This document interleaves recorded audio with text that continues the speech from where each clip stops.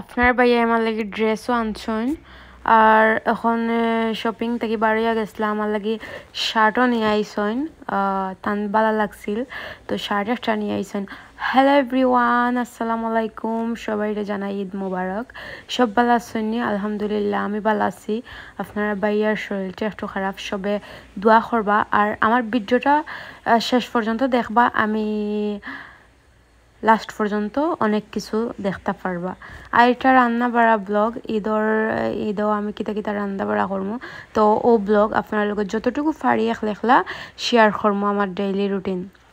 আর so এটা যেহেতু ঈদের ব্লগ একটু স্পেশালি, আর আমি নেহার এটা বয় দিছি, এটা আমি নেহারির ফায়াগো আমি সকালে ভিজাই রাখছি আর এখন আমি সব কিছু দিয়া বয়ে রাখিছি। আর আপনারা বাইয়া গেছেন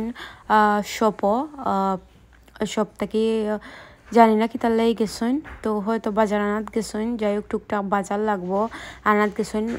মিট আমরার ফ্রিজও আসিল, কিন্তু যেহেতু কুরবানি আপনার বাইয়া হইরা যে হাজমা মাংস আনবা, গরু খাটইব, তো ওখান থেকে মাংস কিনিয়ে আনছেন। কখন আমি সব মাংস এখন রান্না বাড়া করবো।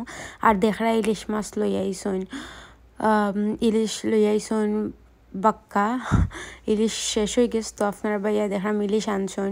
আসলে আপনার ভাইয়া ইলিশ এভরিডে খাইতে পারবা, নো প্রবলেম। তো যে বড় বড় পিস দেখলাম ইলিশর, অনেক বড় আছিল ইলিশগুলা, তো আমার টাইম ভালোও লাগছে। আর সিনার মাংস লই আইসন আপনার ভাইয়া, তো এই সিনার মাংসগুলো আমি হাজমা এখন রান্ধিলাইমু।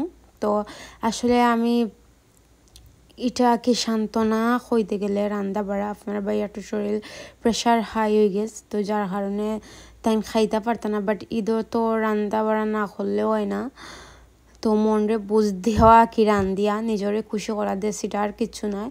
আর খসুল্লতি আনছেন দেখলাম, খসুল্লতি দিয়ে আমি ইলিশ মাছ দিয়ে খাইতাম করি। আপনার ভাইয়া ইলিশ মাছ লতা লই আইসন, যাতে ইলিশ মাছ দিয়ে আমি রান্দিয়া খাইতাম পারি, আমার খুব ভালো লাগে ইলিশ মাছ দিয়ে। তো অনেক বাজার দেখলাম আনি লাইছন, টুকটাক বাজার অনেক কিছু করি লাইছন।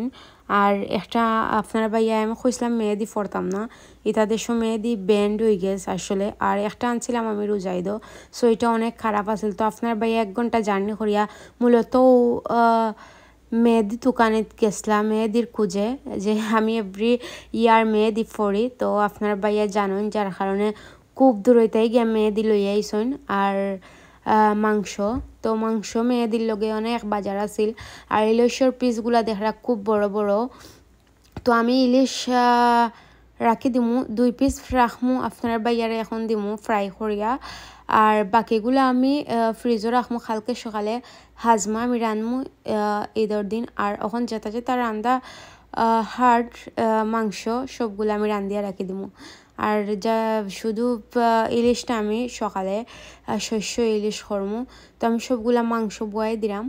আমি আলু দিয়ে আর মাংস রান্নবার লাগি দুই দিকে বয়েছি, আর অন্যদিকে আমার ফোনচা অলরেডি 4 ঘন্টা ধরে জাল দিলাম আমি।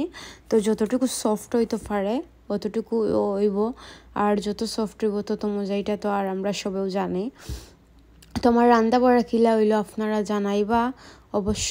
আর সই পিঠা বানাইমু, আপনারা ভাইয়া সকালে সই পিঠা খাইবা, তানিগু সকালে সই পিঠা খাওয়া ঈদের দিন এটা তান একটা ঐতিহ্য। তো আমি আর মিস করলাম না, শরীর খারাপ লইয়া পিঠাও বানাই নিলাম। আর আমার মাংসগুলো দেখরা আস্তে আস্তে জালর। তো ভিডিওটা আমার কি লইছে অবশ্যই জানাইবা শেষ পর্যন্ত। আর আমি পিঠাগুলা বানাইমি এখন প্রায় অলমোস্ট 11টা বাজে গেছে রাত। আর ইনশাল্লাহ আগামী খাইল আমরা ঈদ বিদেশ বাংলাদেশ তো পরশু দিন। আর মাংস লইছি, আপনারা ভাইয়া বেজান হইরা যে আমি মাংস খাইতাম, আসলে বাংলাদেশ থেকে অফার থেকে একদিন আমি খাইছি না। আর আমার আম্মাই রানলে আগে আমি 1 পিস 2 পিস বাটিত লইয়া খাইতাম, আর তামার খাইতাম, খুব ভালো লাগতো। বাটি কেন নিজে রান্ধিয়া নিজে খাওয়া ভালো লাগে না, তো আপনার ভাইয়া হইরা খাইতাম। তো অনেক দিন পর, প্রায় 10 মাস পর 11 মাস পর আমি 2 পিস মাংস লইয়া খাইছি। আর আমার রান্না বড় শেষ, আপনারা লয়ে গল্প করতে করতে। আর সেমাইও জাল দিয়া তৈছি, সেমাই সকালে রান্না করমু, আপনারা বাই নামাজ থেকে খাইবা। আর নেহারিটা আমার অলরেডি হয়ে গেছে। আর ভিডিওটা কি লইছে আমার জানাইবা, আর লাইক